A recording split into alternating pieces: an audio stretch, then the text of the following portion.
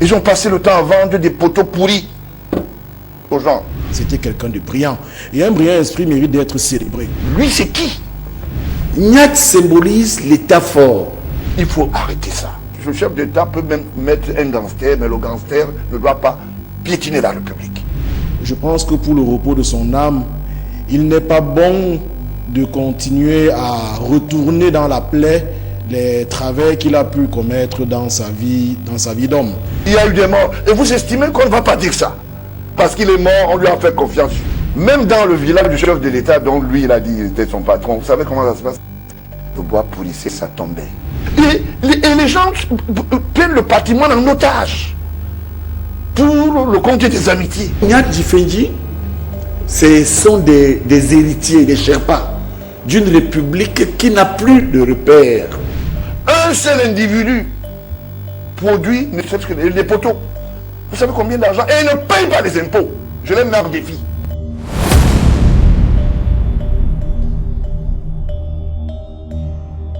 Il est mort le 11 avril 2026, 25 jours après avoir quitté le bêchoir du Sénat, avant même que la terre de Barganté n'ait refermé sa tombe.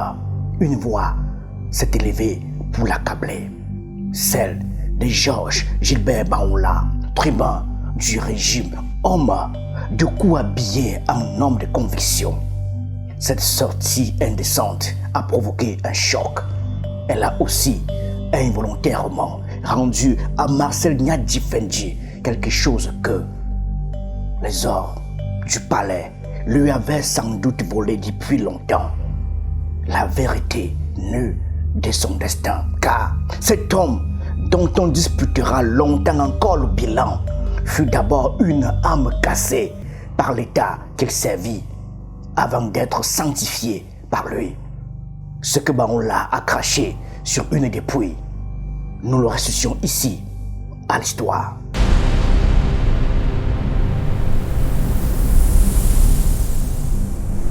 Il y a des moments où la parole politique révèle moins celui qu'elle vise que celui qui la prononce.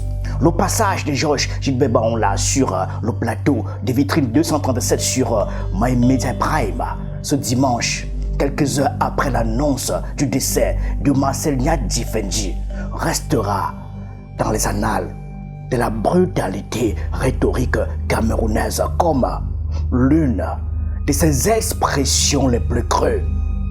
Baoula a choisi la mort de Nyat pour instruire un procès en bonne et due forme, celui d'un gestionnaire défaillant, d'un directeur général de la Sonel qui aurait laissé pourrir les poteaux électriques, vendu des transformateurs, bradé l'héritage énergétique national.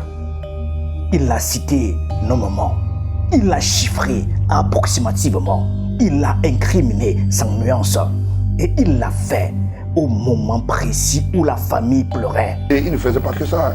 Vous savez qu'il était fournisseur de postes de transport. Le poste que vous voyez là aujourd'hui, transformateur exclusif. Lui, c'est qui? Alors, donc, vous pensez que je vais venir m'asseoir en tant que fils de président, je dis oui, ne faites pas ça, je ne suis pas dans la gueule. Il faut arrêter ça. Et il est temps que les gens reconnaissent que l'histoire doit être restituée. La Sonel fut effectivement le théâtre, comme toute grande entreprise publique camerounaise de cette période, de pratiques discutables, de marchés opaques, de filières d'approvisionnement qui méritaient des audits rigoureux. Personne n'est au-dessus de la critique historique. Fut-il mort depuis 48 heures? Mais voici ce que Baoula oublie, au fin d'oublier. Marcel Nyat Djifendji a dirigé la Sonel de 1974 à 1984, puis de 1989 à 2001. Durant cette décennie, c'est lui qui a supervisé la construction du barrage de Sonlolo, celle de Lagdo avec la coopération chinoise, l'électrification de plus de 2000 villages camerounais, les réseaux de transport haute tension du Grand Nord,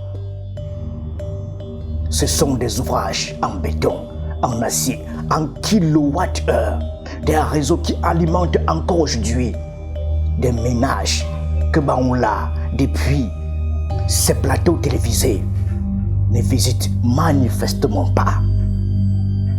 L'ingénieur de Supélec, l'une des plus grandes écoles d'ingénieurs du monde, rappelons-le ici, pas une école de formation accélérée, n'a pas seulement géré, il l'a bâti.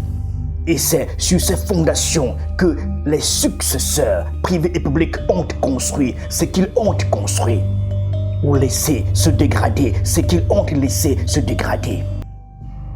Accuser un mort sans contradicteur depuis un plateau de télévision avec une certitude d'occuper seul le champ de la parole. Voilà ce que Montesquieu, dans l'esprit des lois, aurait qualifié de despotisme verbal. La tyrannie n'est pas toujours celle qui emprisonne les corps. Parfois, elle s'exerce sur les mémoires. Il y a eu un combat dubitatif pour la restitution des poteaux en eucalyptus, pour les poteaux en béton. On a installé un campement du côté des DA, avant l'entrée des DA là, fabriquait la fabrication là. Vous savez que jusqu'à aujourd'hui ça a été combattu.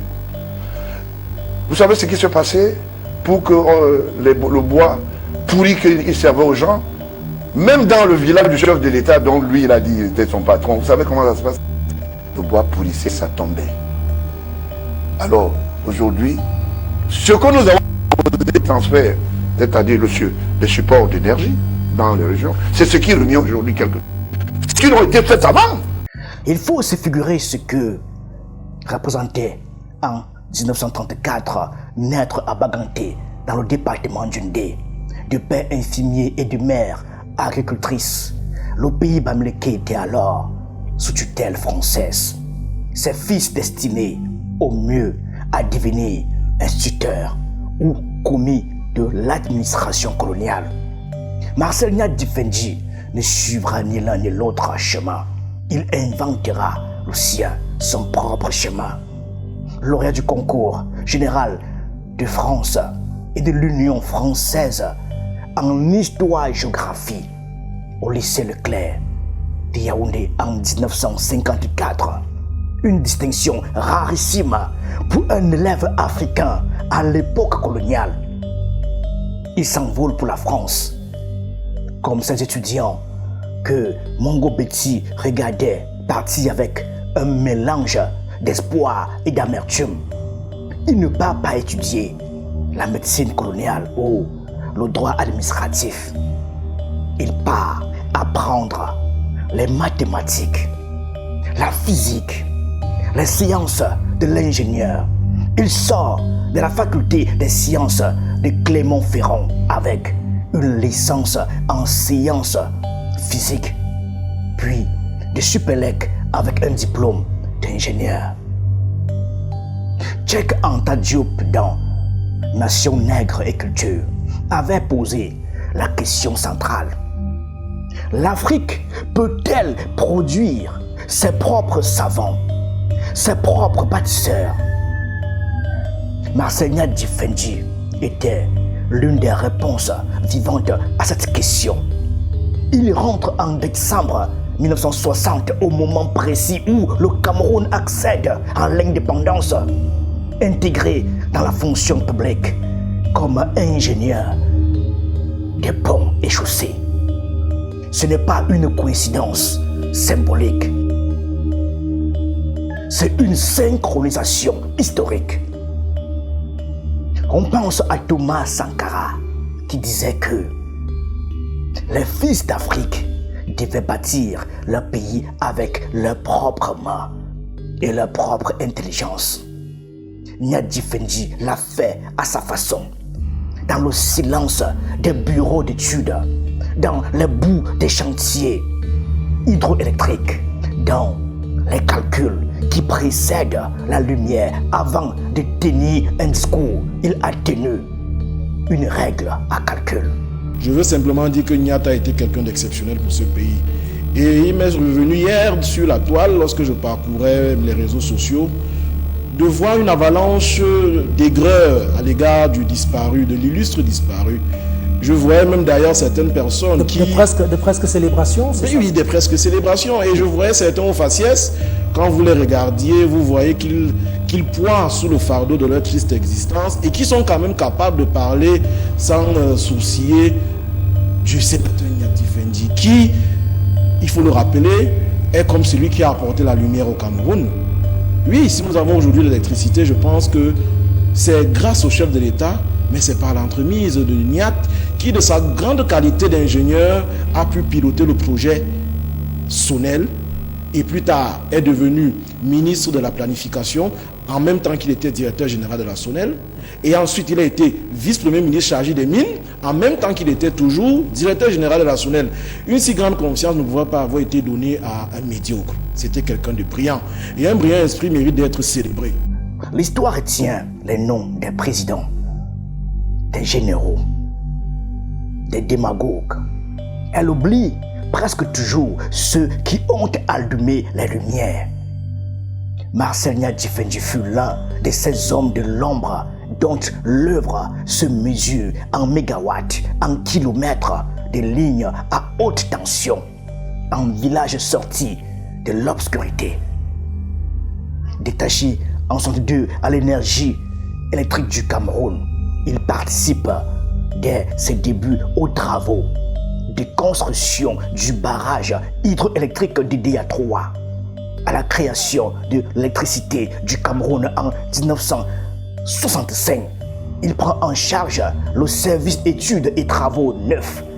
C'est là que se forge sa vision d'ingénieur d'État. Construire des réseaux adaptés au terrain camerounais, inventer des techniques d'électrification rurale avec les matériaux locaux disponibles. Penser le développement énergétique à l'échelle d'un territoire vaste et divers. En janvier 1973, il est nommé directeur général adjoint. En mai 1974, directeur général de la Sonel, poste qu'il occupera avec un intermède forcé jusqu'en 2001, soit 22 ans cumulés à la tête de l'entreprise nationale d'électricité. Sous sa direction, le barrage de Son-Loulou sera construit, celui de Lagdo réalisé avec les ingénieurs chinois sur la base de ses propres études d'avant-projet. L'électrification de plus de 2000 villes et villages du pays portera en partie sa signature technique. Mais Sanga Nyamding, qui l'a connu intimement, en témoigne ici avec une émotion non feinte. Et je me plaisais souvent à écouter ces anecdotes sur la capacité et le flair que le président Ahidjo avait. Et ça, il nous le disait toujours quand on allait lui rendre visite à l'époque. On se retrouvait, nous, le petit groupe des parents et enfants amis. Et il nous rappelait quand même qu'il était diplômé des centrales. Vous savez, quand vous êtes diplômé de l'école centrale, je vous dis... je ne vous parle pas de la France parce que quand vous voyez des personnes comme Giscard qui ont fait Polytech et Centrale et bien d'autres, ce n'est pas donné. Donc ça veut dire que ce n'était pas seulement une élite au Cameroun, mais il appartenait à un lobby des grands visionnaires, des ingénieurs bien formés dans le champ qui était le sien, parce qu'il faut rappeler à ceux qui nous écoutent qu'il nous disait toujours que, mais mon fils, le président Ahidjo, lorsqu'il devait te nommer, il envoyait même les gens savoir ce qu'on pense de toi au village. Dans l'histoire des républiques africaines, il est des nuits qui concentrent l'essentiel d'une époque. La nuit du 6 avril 1984 fut cette nuit-là pour le Cameroun. Quelques heures qui allaient transformer le destin d'un peuple, le destin d'un régime et des centaines d'hommes qui n'avaient demandé qu'à servir. La garde républicaine, composée en majorité d'officiers nordistes fidèles à l'ancien président Amadou Ahidjo déclenche une mutinerie dans la nuit du 5 au 6 avril. Yaoundé s'embrasse. Les putschistes regroupés sous le mouvement JOS, jeunes officiers pour la survie de l'État, prennent le contrôle de la radio nationale, d'un dépôt de munitions, de l'aéroport. Paul Biya se réfugie dans le bunker du palais de l'Unité. Pour quelques heures, beaucoup croient que le Cameroun est tombé, que le régime est tombé. Il n'est pas tombé. En 3 jours de combat, les forces loyalistes reprennent le dessus. Le bilan officiel parle de 71 morts. Des observateurs étrangers évoquent 500 victimes.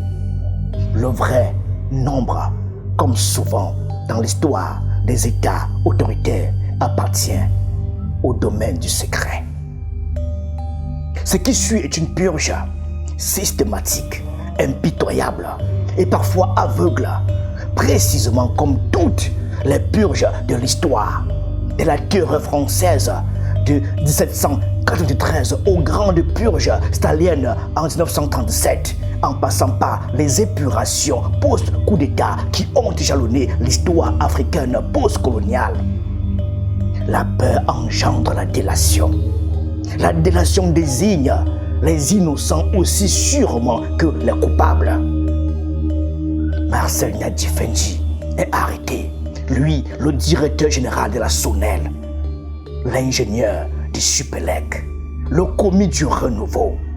L'accusation portée contre lui sera consignée par le colonel Mboussi Onana, chargé d'études au bureau du renseignement militaire en avril 1984, dans son récit ultérieur du coup d'État. Alors il a fait la prison, et pour quelqu'un qui a fait la prison à ces époques, il faut le respecter. Et vous savez, les maladies que l'on peut avoir même après 20 ans peuvent être les séquelles d'un passage carcéral douloureux. Et donc je pense que M. Nyat, qu'il repose en paix, il a été utile pour notre société à plusieurs égards. Nous n'allons pas sortir son curricula ici. Il aurait communiqué aux putschistes le schéma électrique de Yaoundé pour couper les lumières de la capitale au moment stratégique. L'accusation était technique, précise et selon Nyat lui-même calomnieuse. Pourquoi un ingénieur qui avait consacré sa carrière à allumer les lumières du Cameroun les aurait-il éteintes pour un coup d'État dont il ne voulait pas? Mais dans une purge, la logique n'est pas judiciaire, elle est viscérale, elle suit la peur par la preuve. Ce que Nyadji-Fenji vit ensuite en détention, il le raconta lui-même à Messanga Nyamding. Dans l'intimité des visites ultérieures, une confidence bouleversante que l'universitaire a livrée au public dans le cadre de cet hommage télévisé sur Vision 4 dans l'émission Club d'élite. L'homme avait été menotté, humilié, incarcéré. Lui, la deuxième personnalité de l'État camerounaise en devenir, s'était retrouvé à partager une cellule avec les débris d'un complot auquel il n'appartenait pas. On l'a pris, on l'a capturé. Et il m'a dit, mon fils, il a soulevé son ventre. Il me l'avait montré. Son épouse, ses enfants et ceux qui le connaissent très bien dans l'intimité, comme on peut témoigner. Il avait une blessure qui partait du début du cœur jusqu'au nombril. Parce qu'il s'était ouvert le ventre en prison. Parce qu'il trouvait que on ne pouvait pas mettre une personnalité de son rang en prison, conséquent du 6 avril. Moi, je vous donne des détails. Je l'ai écrit tout simplement parce qu'il affirmait encore sa fidélité au président Ahidjo. Il s'était taillé les veines des avant-bras dans une tentative de suicide, heureusement avortée. Ce détail n'est pas anecdotique. Il dit quelque chose de fondamental sur la psychologie de ces grands commis d'État africains de la première génération. Des hommes élevés dans la culture de l'honneur. Des hommes pour qui la détention injuste représentait une mort sociale insupportable. On pense à Sénèque, choisissant de se trancher les veines plutôt que de subir la déchéance imposée par Néron. On pense à Jean Moulin, mourant sous la torture, plutôt que de trahir. La résistance à l'humiliation prend parfois la forme du geste ultime. Le colonel Mboussi Onana confirmera cette histoire. Nyadi Fenji invoqua pour sa défense son statut de, je cite, fidèle commis du renouveau. Il ne voyait pas en quoi il aurait pu trahir un régime dont il était l'un des serviteurs les plus loyaux. Nyadi Fenji, ce sont des héritiers, des Sherpas d'une république qui n'a plus de repères. Nyat symbolise l'état fort. Quand il y a eu coup d'état, effectivement, quelques jours avant, lui-même me l'a dit, j'étais en contact avec Madame Ahidjo et quelques personnes qui venaient encore me voir. Et il m'a dit que mon fils, j'ai été surpris que, parce que j'étais en contact avec des grands commis d'État, les Youssoufa Daouda, les Issa Bakari. Je l'ai écrit dans mon livre, Conversation avec quelqu'un du Fédicalisme qu'on n'a pas écrit. Moi, je suis allé vers lui et il m'a fait donc état de ce que mon fils, j'ai été pour cette fidélité à Ahidjo. Parce qu'effectivement, si j'ai un témoignage à porter, il était plus ahidjoïste que biaïste.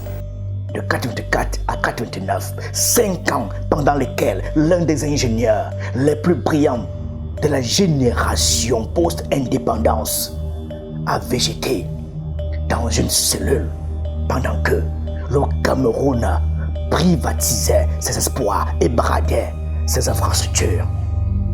Les témoignages des proches sont précieux. Selon Messanga Nyamdeng, Marcel Nyadi Fenji avait écrit au président Paul Biya depuis sa prison, non pour supplier, mais pour affirmer. Il lui avait dit, en substance, qu'il n'était pas mêlé au complot, mais qu'il conservait sa fidélité à l'homme qui avait construit le pays, Amadou Ahidjo. Cette phrase est capitale dans un contexte où tout aveu d'ahidjoïsme était potentiellement fatal. Marcel Nyadi Fenji assumait publiquement depuis sa cellule son attachement à l'ancien président. Ce n'était pas de la naïveté, c'était de la dignité, la fidélité comme dernière citadelle. Mieux encore, il est venu me dire, mais lorsque j'ai écrit au président Paul Biya, à l'effet de lui dire que je n'étais pas mêlé, mais je garde ma fidélité à l'homme Amadou Ahidjo, qui a fait de nous et qui a construit ce pays, je cite Nyadi Fenji, le président Paul Biya a personnellement demandé qu'on me sorte de prison et que c'est ce type de commis d'État dont on a besoin. C'est comme ça qu'il retrouve la liberté. Ce geste de Paul Biya est révélateur d'une intelligence politique que ses détracteurs lui refusent parfois. Libérer un homme qui avait proclamé son ahidjoïsme, c'était envoyer un message. Le renouveau ne gouvernait pas par la vengeance, mais par la cooptation. C'était démontrer que la grandeur réelle ou calculée consistait parfois à absoudre l'ennemi déclaré, précisément pour mieux s'en servir. Nyadi Fenji sera réhabilité progressivement. Il retrouve la direction de la Sonel en septembre 1989, poste qu'il occupe jusqu'en juillet 2001, date de la privatisation de la société. En septembre 1990, il entre au gouvernement comme ministre du Plan et de l'Aménagement du territoire, tout en cumulant cette fonction avec celle de directeur général de la SONEL. Jusqu'au 26 avril 1991. En avril 1992, il est nommé vice-premier ministre chargé des mines, de l'eau et de l'énergie.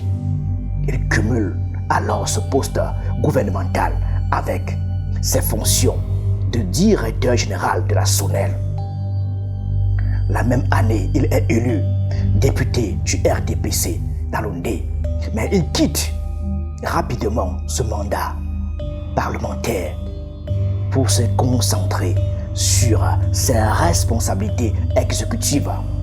DG SONEL plus vice-premier ministre. Plus tard, de 2002 à 2007, il est élu maire de Bakanté, sa ville natale. Enfin, en 2013, Paul Biya le nomme parmi les 30 sénateurs présidentiels. Le Sénat, installé 17 ans après sa création constitutionnelle de 1996, élit immédiatement Nyadi Fenji à sa présidence. Un vote donne l'issue dans la mécanique institutionnelle camerounaise ne souffrait aucun alinéa.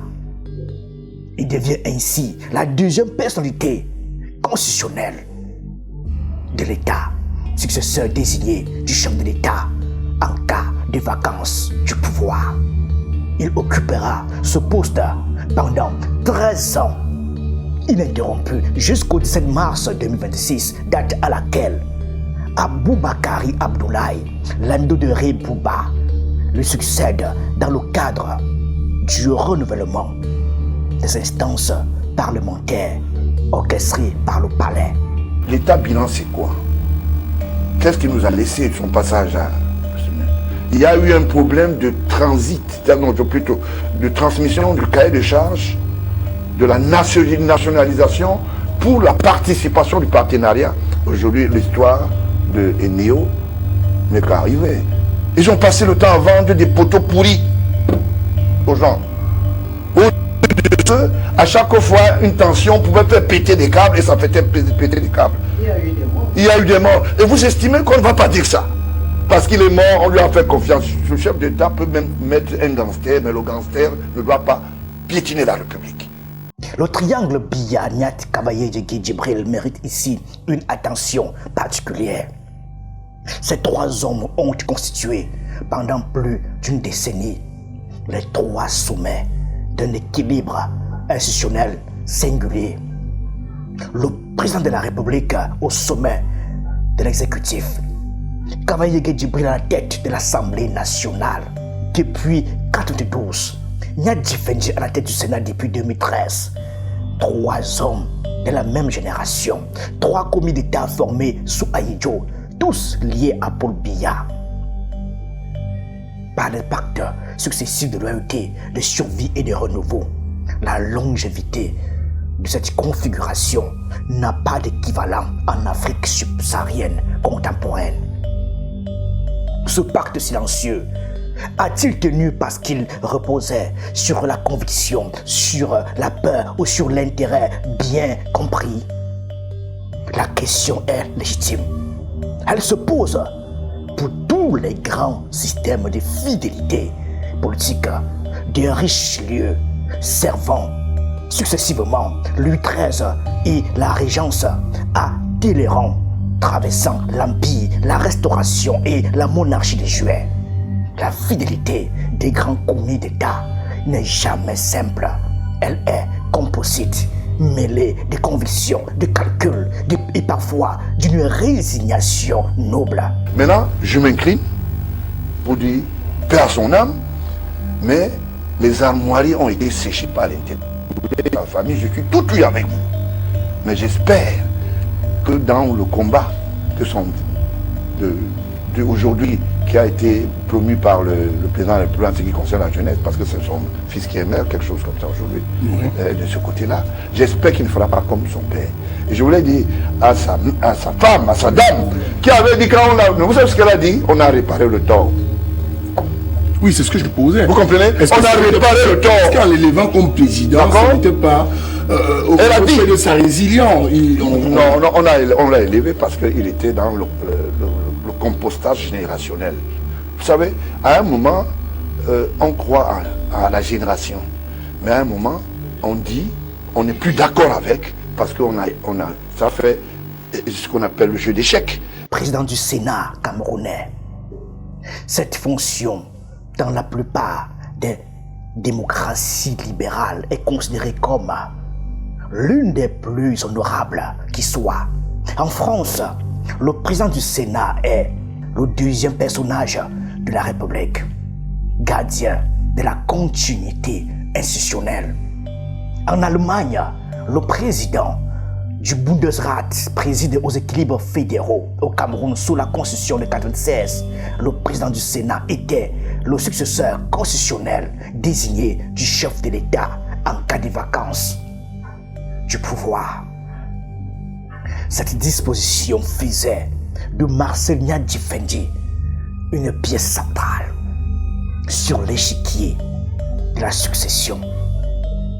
Dans un pays où la question de l'après-Biya est au cœur de toutes les spéculations politiques depuis des années, la stature de Nyadi-Fendi n'était pas seulement protocolaire, elle était stratégique.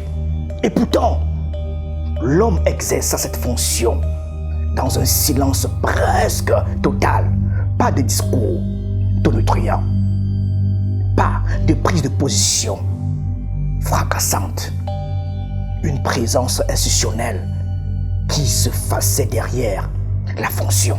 Sa dernière apparition publique remontait au 11 juin 2025, lors de l'ouverture de la session ordinaire du Sénat, où il avait déclaré avec une franchise désarmante: je tenais à faire ce discours pour dire que je suis là. Cette phrase prononcée par un homme de 90 ans, dont la santé déclinait depuis plusieurs années, dans une salle où tout le monde savait que ses jours au pêchoir étaient comptés, est l'une des plus poignantes de toute l'histoire parlementaire camerounaise. Hannah Arendt, dans La condition de l'homme moderne, a montré que l'action politique commence par l'apparition dans l'espace public, par le simple fait d'être vu. Marcel Nyadi-Fendi, à la fin de sa vie, réduisait la politique à son geste le plus nu: être présent, témoigner, survivre. La révision constitutionnelle d'avril 2026, celle-là même qui crée le poste de vice-président nommé, lui a symboliquement ôté cette dernière prérogative. Le successeur du chef de l'État n'est plus le président du Sénat. C'est un vice-président désigné. La page s'est tournée institutionnellement avant même que ne se referme le cercueil. Voilà un Baoba qui a fait tant de choses depuis les indépendances jusqu'à ce jour. Dites-moi s'il y a une crasse, l'ivresse, les mémoires, nous n'apprenons pas ça dans notre culture pour laisser quelque chose en héritage. Messanga Nyamding a rendu hommage à Marcel Nyadi-Fendi avec une intimité que peu de commentateurs politiques camerounais peuvent revendiquer. Il l'a connu personnellement, a dormi sous le toit de la famille Nyat, a partagé des repas avec ses parents et ses enfants. Cet hommage-là ne se fabrique pas, il se vit. C'est un sage, à l'image de quelques sages comme John Mwele qui sont encore vivants, et bien d'autres que nous pouvons consulter, les Laurent Isso, qui sont des gens d'un certain âge, mais dont on a encore besoin, les René Sadi, dont on a encore besoin, les René Zengele, dont on a encore besoin. Je m'arrête d'abord là pour continuer, mais pour dire que le Cameroun vient de perdre là l'un des témoins de l'histoire de la construction de l'État au Cameroun. Nyat symbolise l'État fort. L'État fort, ces deux mots sont importants. Mais Sanga Nyamding ne dit pas l'État juste, ni l'État démocratique, ni l'État transparent. Il dit l'État fort, celui qui sait recruter les meilleurs, qui enquête sur leurs origines avant de les nommer, qui les punit quand il se méfie d'eux et qui les relève quand il reconnaît l'erreur. Cet État-là a ses vertus. Il a aussi ses vices. La force sans légitimité populaire, c'est ce que Alexis de Tocqueville appelait le despotisme doux. Un régime qui humilie sans brutaliser, qui contrôle sans incarcérer systématiquement, qui sélectionne sans élire. Le Cameroun de la première génération a produit des hommes remarquables. Dans ce cadre, des ingénieurs, des juristes, des administrateurs, des hauts rangs. Mais ces hommes n'étaient pas redevables au peuple. Ils étaient redevables au prince. Marcel Nyadji-Fendi a été l'un des produits les plus accomplis de ce système. Il en a aussi peut-être payé le prix. Une obscurité voulue, une discrétion imposée, une longévité qui ressemblait parfois à une captivité dorée. On ne sort pas impunément des prisons pour un complot qu'on n'a pas commis. On n'occupe pas 13 ans le deuxième rang de l'État sans apprendre à taire les doutes, à courber les chines aux heures opportunes, à survivre. Wole Soyinka, dans L'homme est mort, écrivait que le courage le plus rare est celui de l'homme qui choisit de vivre pour témoigner plutôt que de mourir pour prier. Marcel Nyadji-Fendi a choisi de vivre et sa vie entière est un témoignage imparfait, complexe, contradictoire, comme toutes les grandes vies politiques, sur la construction d'un État africain post-colonial. On ne peut plus continuer avec le modèle de personnage où on vient nous dire non, il est trop vieux, il a beaucoup travaillé. Il n'y a pas de beaucoup de travail, c'est la compétence, c'est l'évaluation. C'est l'évaluation. On est bon avocat parce qu'on a gagné des procès, on a fait une expertise, on a porté ce qu'on appelle de faire une diligence avec peut-être une nouvelle charte juridique. Mais on ne va pas dire aux gens, non, ne dites pas ceci. Je dis, père son âme, on ira aux obsèques. Je viendrai aux obsèques, ne vous ennuyez pas, hein. Je viendrai. Parce que c'est un Camerounais comme tout le monde, mais je dis, il y avait des choses et il y a des choses à réparer et beaucoup de courage. Le 17 mars 2026, Marcel Nyadji-Fendi cède son fauteuil de président du Sénat à Aboubakari Abdoulaye. Le 11 avril 2026, 25 jours plus tard, il se tint au centre hospitalier universitaire de Yaoundé. Cette coïncidence de date ne relève pas du hasard symbolique.